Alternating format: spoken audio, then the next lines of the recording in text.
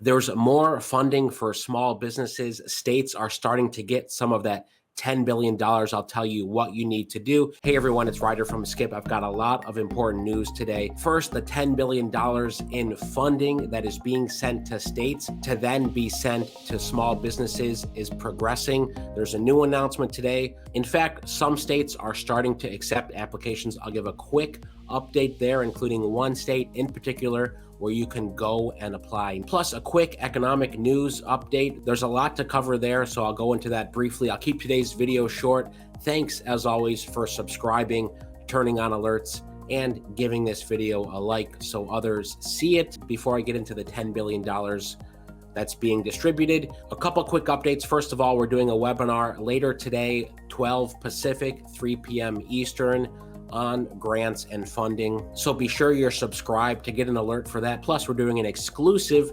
YouTube live, the second half of that, where we'll go in depth and do some more Q&A. So if you want to join for that, just click the link at the top of the description to drop in your email. We do these every week. Plus, we do members only webinars every single week. If you're interested in joining those, go to helloskip.com/join or use the link in the description. It will get you priority access to exclusive lives, webinars, and one-on-one help for your business. You can think of us as your business coach and funding expert. We've been able to help tens of thousands of businesses collectively get $2 billion in the last few years. So here's the quick news update before I talk about that $10 billion. Tomorrow, the Fed is meeting to raise interest rates. We believe that's what they're signaling. We think it's going to be a 0.75% interest rate.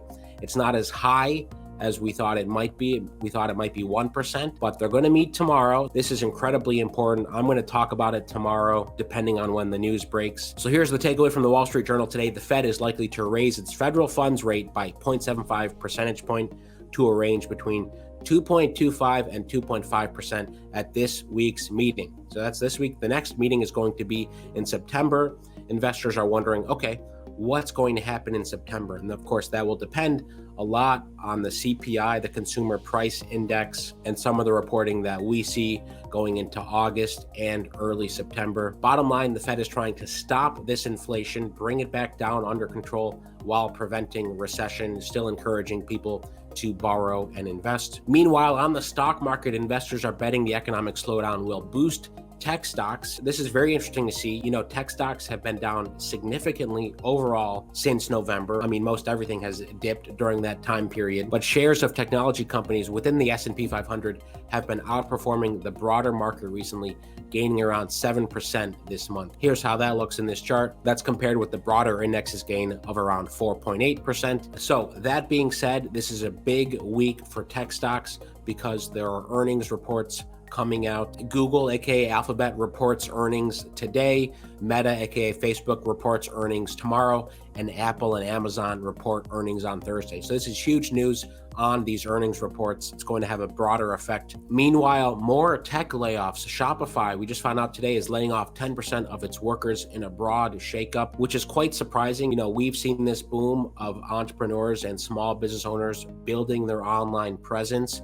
This was a wave fueled by the pandemic. This is certainly going to continue, but here's what Shopify said. It's cutting roughly 1,000 workers, or 10% of its global workforce, rolling back a bet on e-commerce growth the technology company made during the pandemic. Toby Lutke, the company's founder and CEO, told staff in a memo today that the layoffs are necessary as consumers resume old shopping habits and pull back on online orders that fueled the company's recent growth. Shopify has warned that it expects revenue growth to slow this year, and its shares have tumbled nearly 80% since they peaked in November. Would love to hear how your online sales are going. If you have an online business, an e-commerce business, how's your online compared to your offline? Feel free to chime in the comments. So would be very curious to hear how demand's going. And by the way, if you want to join us for webinars, I think in 2 or 3 webinars, aka YouTube lives right here, we're talking about how to find new customers, how to market your business successfully.